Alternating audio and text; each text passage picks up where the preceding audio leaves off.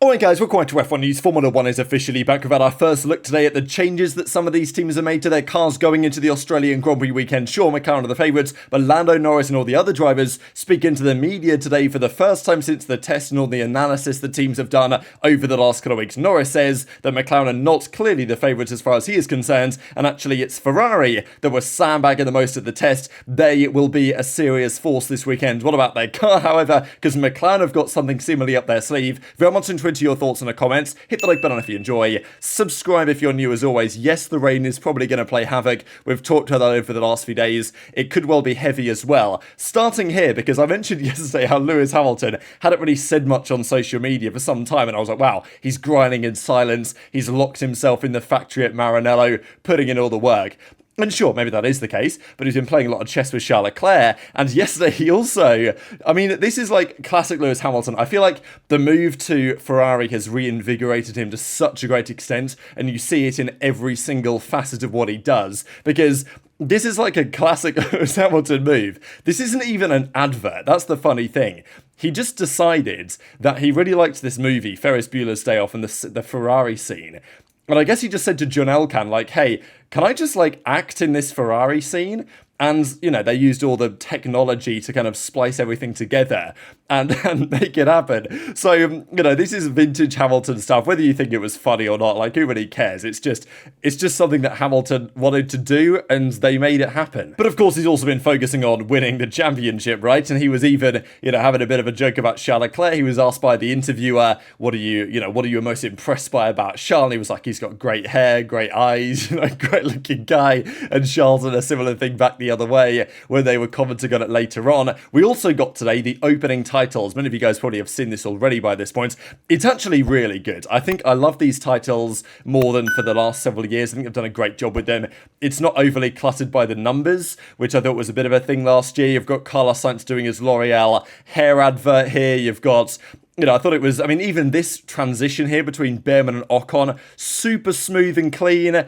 Okay, Stroll is just along for the ride. It's the most forgettable driver on this. Now, Russell brought the T-pose back. Okay, it looks kind of funky because he's not up against the wall like he was the first time. But I saw that it was kind of good. Hamilton's one was nice as well. Kind of they get him in this silhouette thing going on with his move to Ferrari. Then Leclerc. I like Norris's one as well. I really like the ending to this because it sets up the potential championship picture of Lando, not waiting to inherit the title precisely, but Lando looks in this like the most compelling candidate to win the title and take it away from Max. And then, of course, you've got effectively the final boss. Definitely made me more excited for the new season and can't wait to get it underway this weekend. Now, Domenicali, he, of course, doesn't work for the FIA. He works for Formula 1 Management Liberty Media. He is going to stay as the CEO for at least another several years. Now, look, I don't always see eye to eye, not like I know him, but you know what I'm saying, right? I think as fans, we're not always fully in agreement with Domenicali's perspective on various things, but I will say that of the leaders in Formula 1,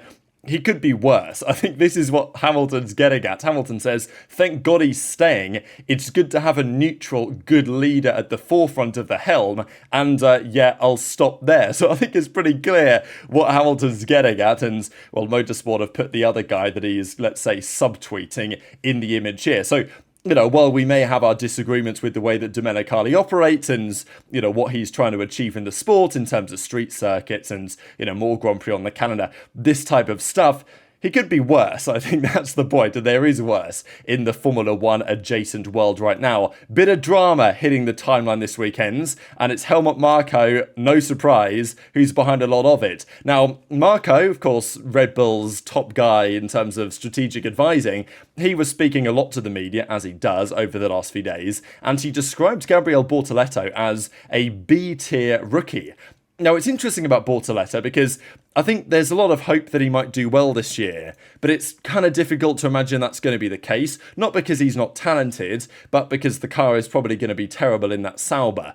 And Bortoleto, let's not forget, won Formula 3, won Formula 2, and is now in Formula 1. The recent crop of drivers who have done that are very, very top-tier drivers indeed, the most recent, of course, being Piastri. Russell and Leclerc as well achieved that in the recent few years as well. So Bortoleto is holding, a strong card in his hands. But last season's F2 Championship was just kind of strange. The cars changed dramatically. Prema were nowhere to be found.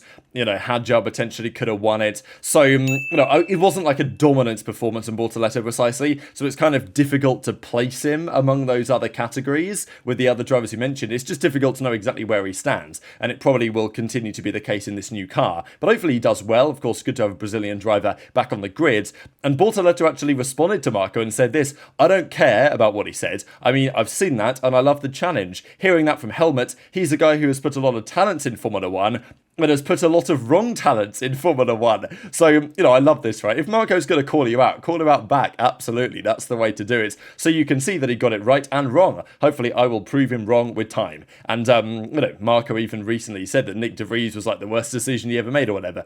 And there have been plenty of Red Bull junior drivers and decisions that Marko and the team have made over the last couple of years which have failed to deliver.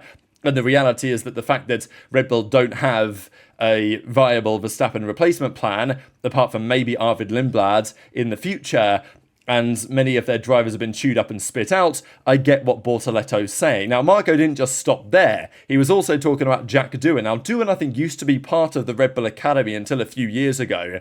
And Marko said this: he is a C-rate driver. I don't think he will complete the season. Now, again, quite the statement from Marko. The guy doesn't care, does he? He says what he thinks. Whether he's right, who knows? Now, I think he mentioned C in the sense of, well, I don't know, C-rate driver sounds very harsh, and it is.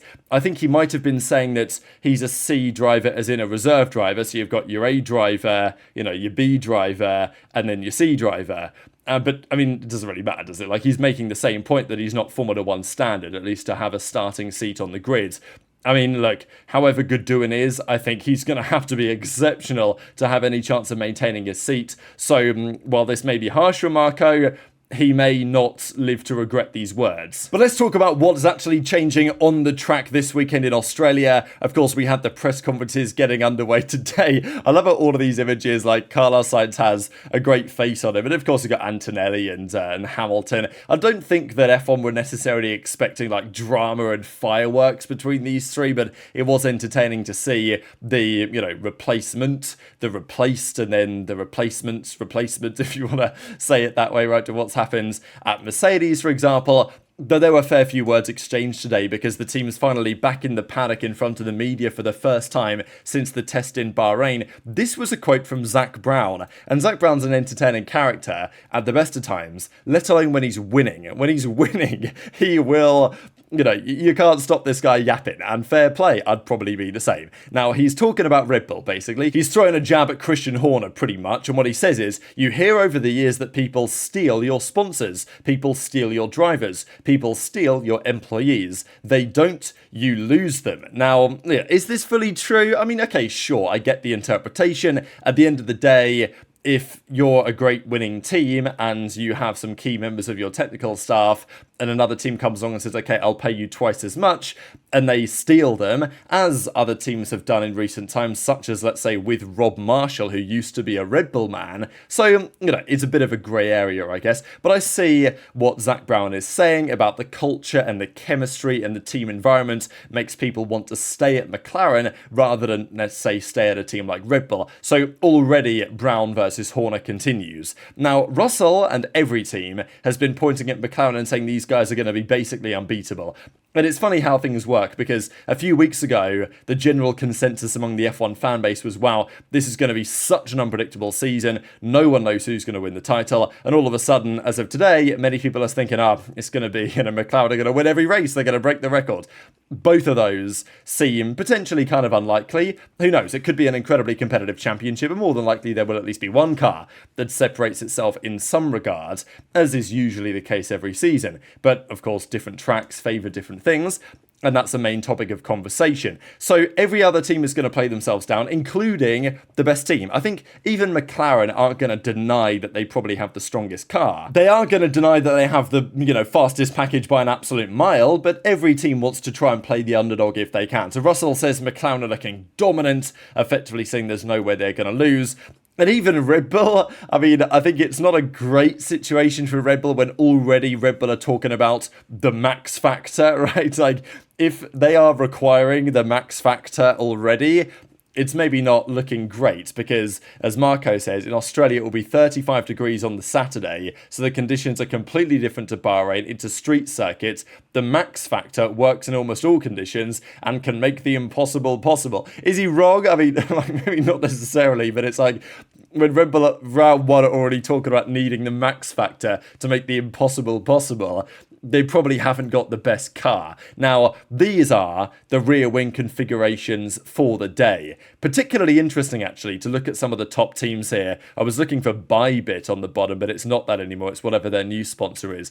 It's, you know we're back when it's rear wing Wednesday, rear wing Thursday, whatever we are on today. And this is what they look like on the McLaren, on the Red Bull, on the Mercedes, and on the Ferrari. Now, the first thing you'll probably note here is that the Ferrari rear wing is more loaded. You can quite clearly tell from the angle of the flap at the back. It certainly looks that way to me, and to many others as well, that it looks like Ferrari are carrying a more loaded rear wing on the car. Now, this is pretty interesting, and Takesa talks about this as well and says that all the top cars except Ferrari have lower downforce wings, whereas the Red Bull and the Mercedes show the new profile, and compared to 2024, they've all dropped slightly, whereas the Ferrari is keeping their wing at a slightly, heavier level. Now, this is interesting compared to the other teams. They may change it as the race weekend goes on, but there are a couple of reasons why this difference is notable, to say the very least, among Ferrari. So the first thing to discuss really is that higher downforce equals lower top speed. But maybe the Ferrari, they believe, is an incredibly aerodynamic efficient car, which it seems to be. The way that they've redesigned and repackaged everything towards the rear, there has been a big drive towards aero efficiency. So the idea might be, okay, Ferrari feel confident running more downforce on the rear and taking a hit in terms of straight line speed, but it's not going to be a big hit because they're already so efficient and they can gain the benefits of the increased downforce, better speed through the corners, maintaining the rear tyres a bit better, and frankly looking after the tyres better from front to back. The car slides around less, there's less, degrading on the tyres.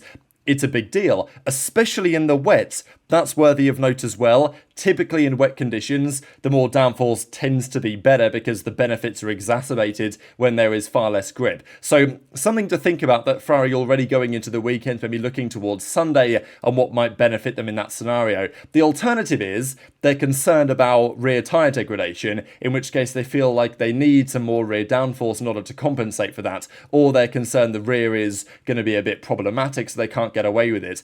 I think the reason why, if I'm Ferrari, I think this is a good idea, is because there are 4 DRS zones on this track. And when DRS is open, it doesn't matter when you've got, whether you've got high downforce or low downforce, the wing is effectively the same because the flap goes up to a position where it's not creating the drag that it otherwise would. So when DRS is open, it doesn't really make much difference, right? The low downforce and the high downforce are going to be a pretty similar overall top speed.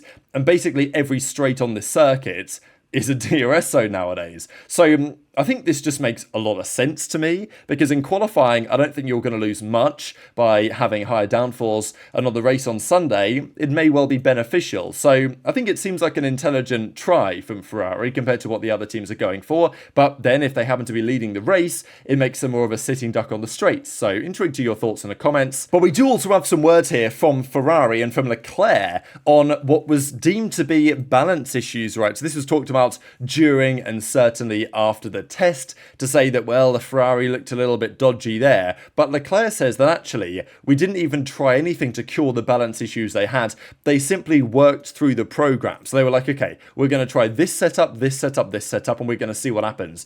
They weren't, as the weekend went on, trying to correct things on the setup. They were merely saying, okay, we're going to try A, B, C, and even if the correct solution is somewhere between A and B, we're not going to bother because we're just interested in testing how it responds to different parameters. That's what Leclerc says, and he says we never really optimized the car. I'm sure that other teams did that as well, but then of course it comes down to what potentially the fuel load might have looked like, and this is where Lando Norris today made quite the statement as well, saying the following: I know how much fuel and stuff Ferrari had for a lot of the testing, so fuel and stuff, extra weight in the car, maybe power loads, like power unit levels and stuff like this.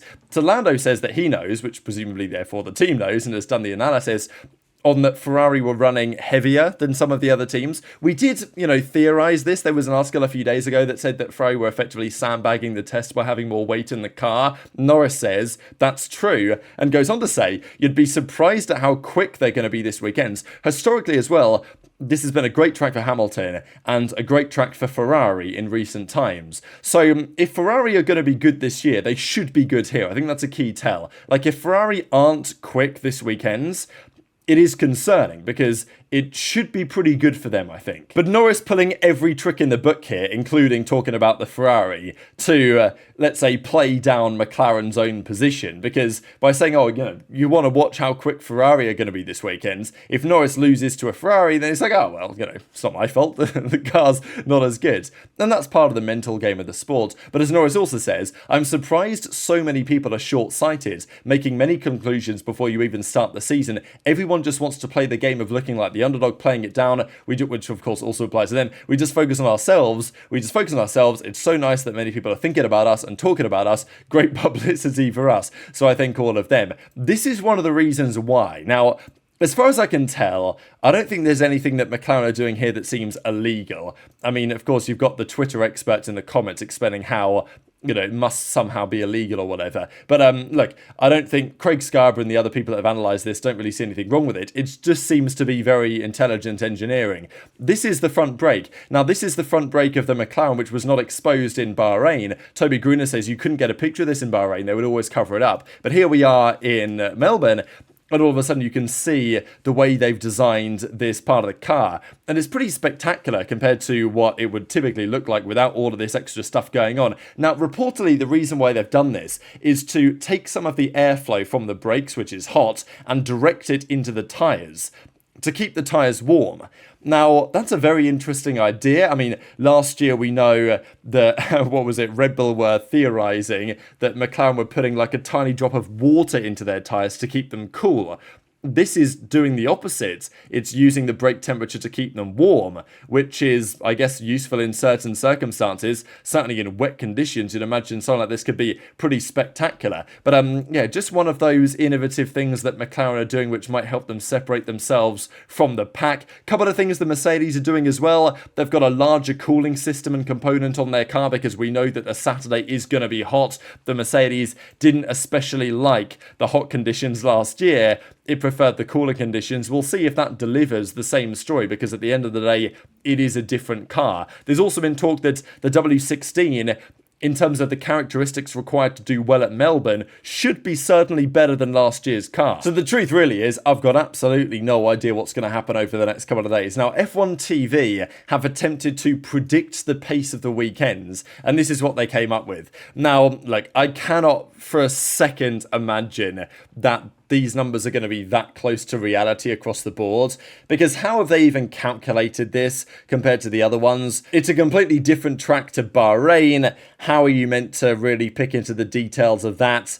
What is the gap between the Sauber and the Racing Bulls and where the Aston Martin is? I don't know where they've come up with these numbers from. They've come up with these numbers, though, at the end of the day, and it puts the order roughly where we might imagine it. But in terms of actual deltas, I think, you really are just clutching at straws to get any kind of relevant data from the test. But as they have it, McLaren, Red Bull, Mercedes, Ferrari. That's your top four in that respective order. This is going to be fascinating to see. And 0.3 is a big gap, especially because typically F1, when they do their race pace analyses and their predictions, they try and play down any of the delta at the front so people will tune in. I guess the bottom line is people are going to tune in anyway for this upcoming weekends, so maybe it doesn't matter. But still, if the gap is actually 0.3, it is quite substantial, certainly given what you normally find for these projections. But very much interested to your thoughts in the comments. Video tomorrow morning or afternoon, whenever I get round to doing it, is likely going to be, well, it will be, on practice 1 and 2. Buzzing to see the cars hit the track for the first time in the new year in an actual proper competitive session to some degree. Hit the like button if you enjoyed, subscribe if you're new, take care, and I'll see you next time.